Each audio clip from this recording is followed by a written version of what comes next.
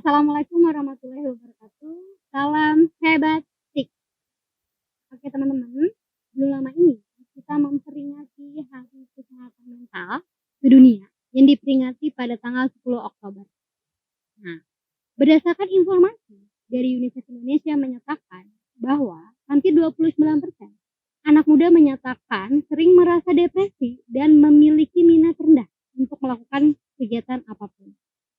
Nah, sebelum kita bahas lebih lanjut, kita akan sharing atau berbincang-bincang, atau lebih tepatnya diskusi kali ya, bareng sama Bunda. Halo Bunda. Bunda sehat? Alhamdulillah. Ini Bun. Kayak biasanya.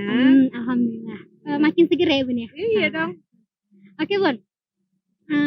Dari hasil UNICEF Indonesia Bun yang tadi Sarah bahas, bahwa hampir 29% ternyata anak muda menyatakan bahwa dia mengalami depresi, juga kehilangan minat untuk melakukan kegiatan apapun. Nah, itu masuk nggak sih Bun ke dalam kategori anak yang tidak memiliki kesehatan mental? Oke.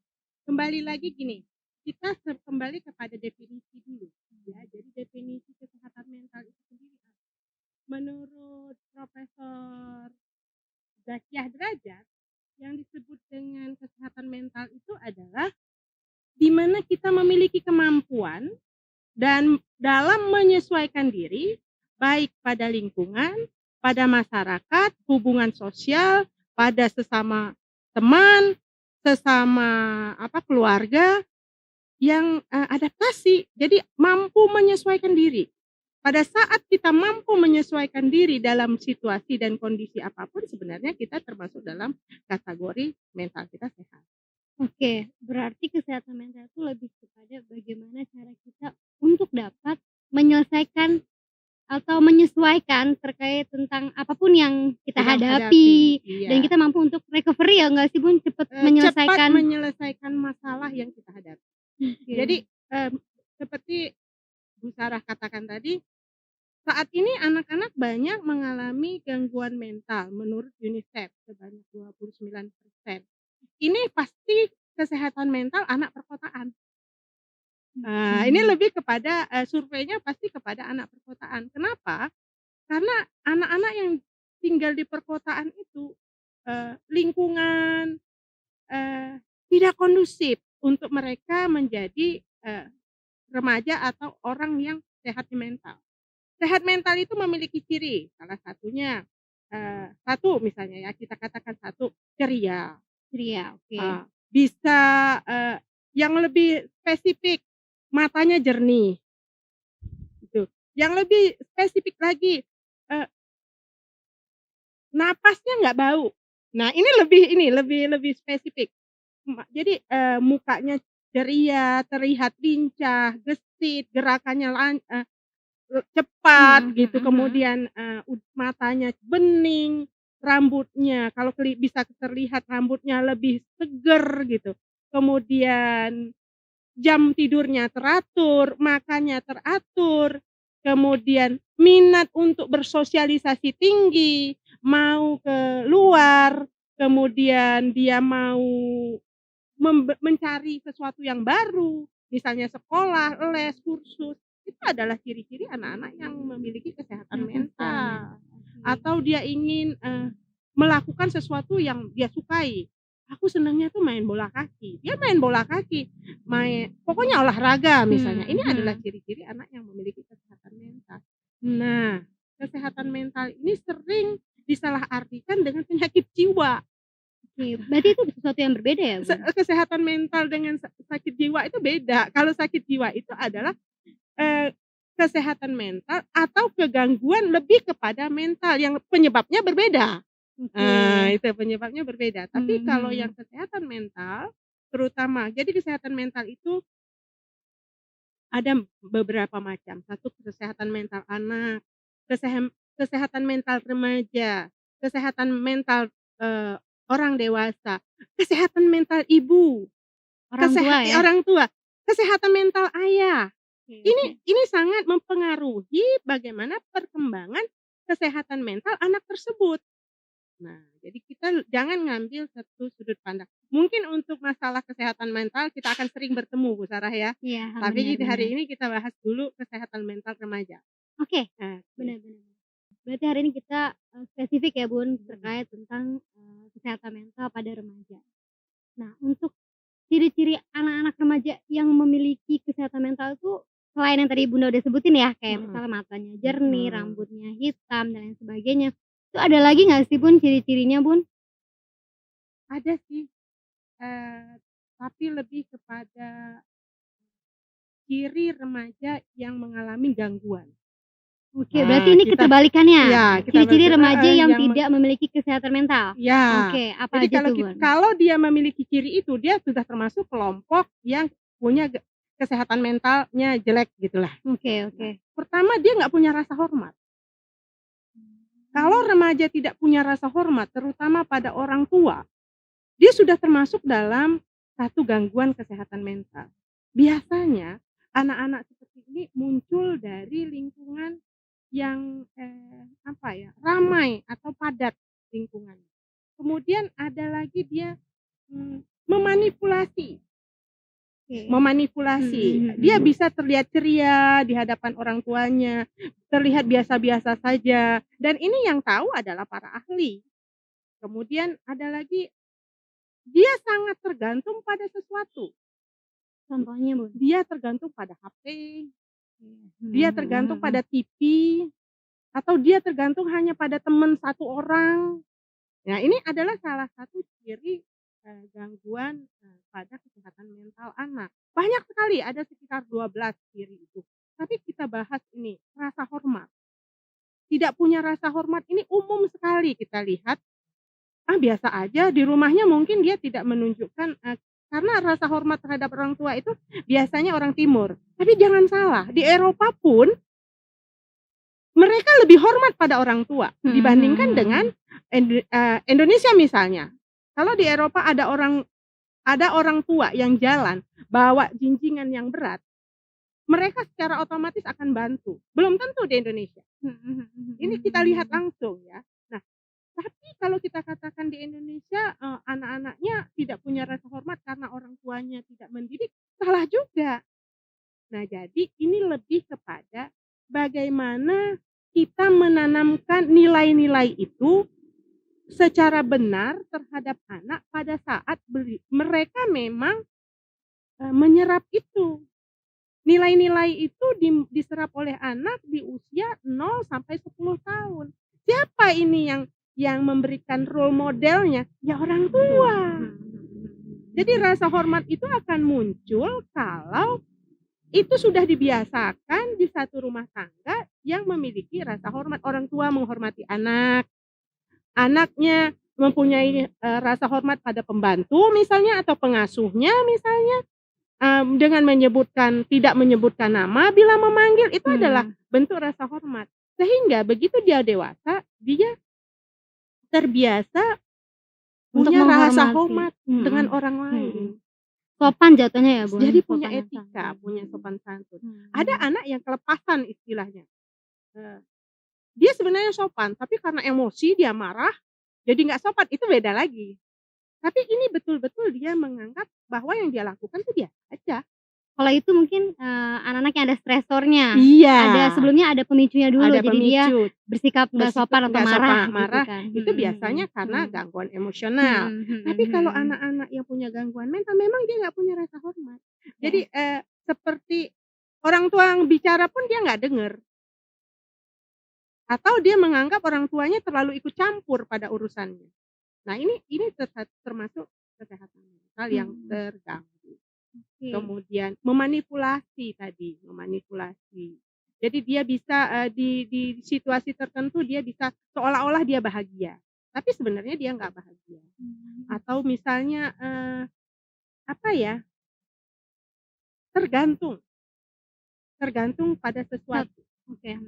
Nah, saat ini kita betul-betul tergantung pada teknologi. Benar. Nah, ya kan, kalau kita tidak punya WiFi atau WiFi kata anak muda sekarang, nggak punya kuota, kayaknya kita gabut. Resah. Zaman saya dulu nggak pernah ada, nelpon tuh paling jam 9 malam gitu. Kenapa? Karena ada diskonan. Sekarang kalau nggak punya internet, kita sudah kelimpungan. Jangankan anak remaja, saya yang sudah setengah abad lebih pun masih seperti itu. Nah, itu yang kita harus kendalikan. Jadi kita jangan terlalu tergantung pada sesuatu. Walaupun sebenarnya teknologi juga sekarang jadi kebutuhan karena banyak juga media belajar dapetnya dari teknologi Teknologi tersebut ya, tersebut. Bun. Jadi kita harus bisa ngefilter kali ya, Bun, Jadi gini, mengendalikan. teknologi adalah alat, tapi kita bukan diperalat oleh teknologi. Jadi teknologi adalah alat untuk kita belajar, alat untuk kita bersosialisasi, alat untuk kita bergaul, alat untuk kita menghubungkan dengan sesama, tapi kita tidak diperalat oleh teknologi itu tersendiri. Nah, supaya kita bisa menjaga kesehatan mental kita dengan gitu. baik-baik saja. Dengan baik-baik saja. Ya, oke.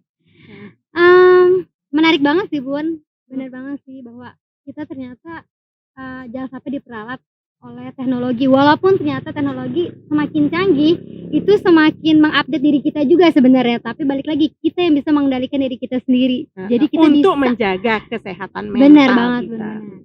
Oke, Bun. Pertanyaan selanjutnya nih, Bun. Tadi kan ciri-ciri dari ketidaksehatan mental tuh udah disebutin sama Bunda. Sedikit Sekarang ya, nih, baru sedikit ya. Iya, sekarang nih Bun, tahap selanjutnya adalah gini. Ketika seseorang sudah masuk ke dalam kategori tidak sehat secara mental, pasti ada upaya dong untuk dia meningkatkan kembali kesejahteraan mentalnya. Itu apa aja Bun yang bisa dilakukan agar anak atau kita nih sebagai orang dewasa atau orang tua nih, biar anak ini bisa baik-baik lagi gitu. Ada nggak sih upaya yang bisa kita Oh lakukan? tentu, pasti. Oke, apa tuh, Bun? Jadi kalau kita sudah melihat ciri anak-anak kita sudah mengalami gangguan kesehatan mental, maka jangan pernah dinasehati secara monolog. Istilahnya itu kita yang ngomong, anak mendengarkan. Jangan. Kalau kata metode pengajaran tuh metode ceramah. Jangan diceramahin. Okay. Lebih kepada tunjukkan rasa cinta kita, tunjukkan rasa kasih sayang kita. Kita apa sih menjadi kebiasaan dia? Nah, kita ikuti. Lalu kita arahkan. Atau kita beri dia waktu untuk mengekspresikan rasa cinta yang kita berikan. Misal, realnya. Kalau dia senangnya main gadget, main HP, kita harus tahu apa yang dia mainkan. Baru kita ajak ngobrol. Jadi kita ajak ngobrol, tunjukkan ketertarikan kita ke dunia yang sedang dia hadapi. Nah, setelah kita tahu dunia dia, lalu kita tertarik dengan apa, dia merasa nyaman dengan kita. Dia merasa nyaman dengan kita. Nah, lalu kita ajak dia berpendapat, ajak ngobrol. Kalau menurut kamu pendapat seperti ini, apakah ini baik atau tidak baik? Berikan kesempatan dia mengemukakan pendapatnya. Kalau ternyata menurut dia yang tidak baik itu baik, yang tidak, nah di situ letak kita bisa ngobrol. Kenapa? Karena kita udah dekat. Ya kan? Kemudian habiskan waktu bersama-sama. Kita tinggal di kota. Kadang-kadang waktu kita habis di kantor, di jalan, di mana anak di sekolah, nge-zoom. Nah ini, ayo kita kapan? Luangkan waktu. Berjalan bersama, ngobrol bersama, atau masak bersama, mencuci bersama, nyuci apa aja yang sifatnya bersama. Kemudian yang paling penting adalah suruh anak kita mengemukakan atau mengekspresikan apa yang dia rasakan. Jangan sampai dia berbicara dengan orang lain yang kita tidak tahu latar belakangnya, tidak tahu apa yang akan diberikan solusi oleh orang itu. Tapi kalau dia berbicara dengan kita lebih tahu apa yang dibutuhkan oleh anak kita.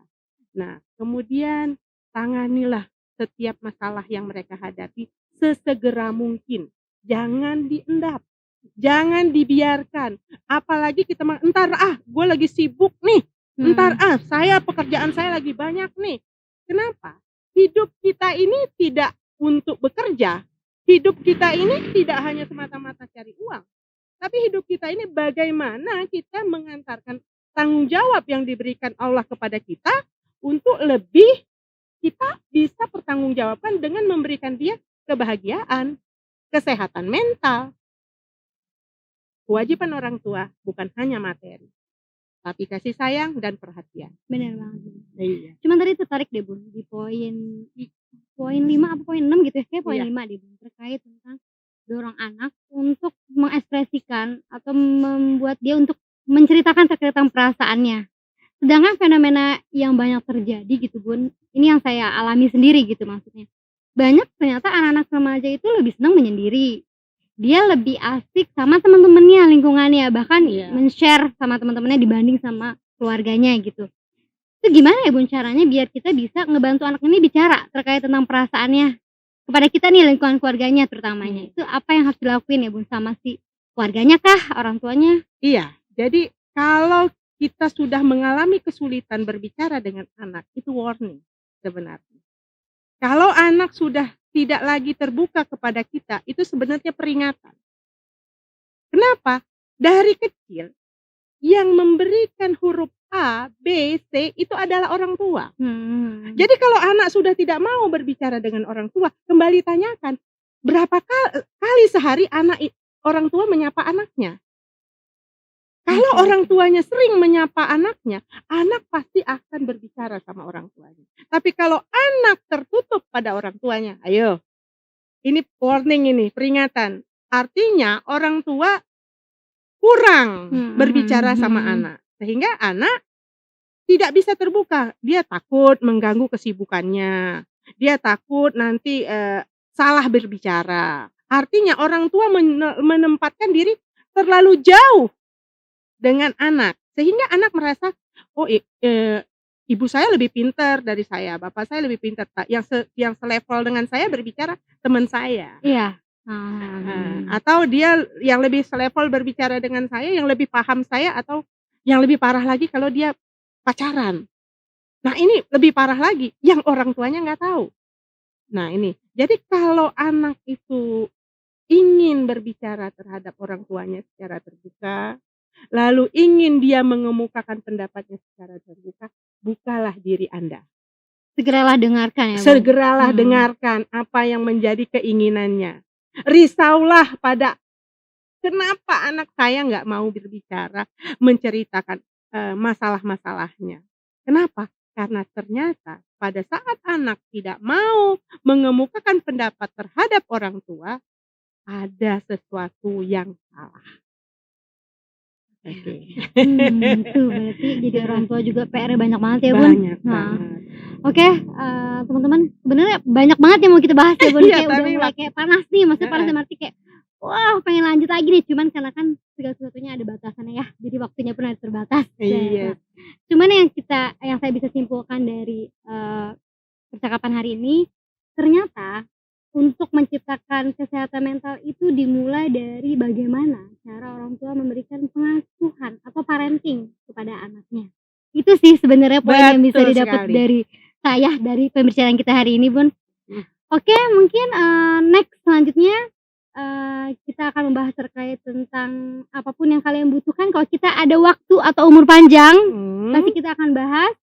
Nanti komen aja di bawah apa yang mau dibahas atau yang kalian butuhkan, dan kita kalau kita bisa pasti kita akan sharing ya Bun ya terkait tentang problem kalian atau apa yang kalian butuhkan. Iya. Terima kasih untuk hari ini. Kami pamit. Salam hebat.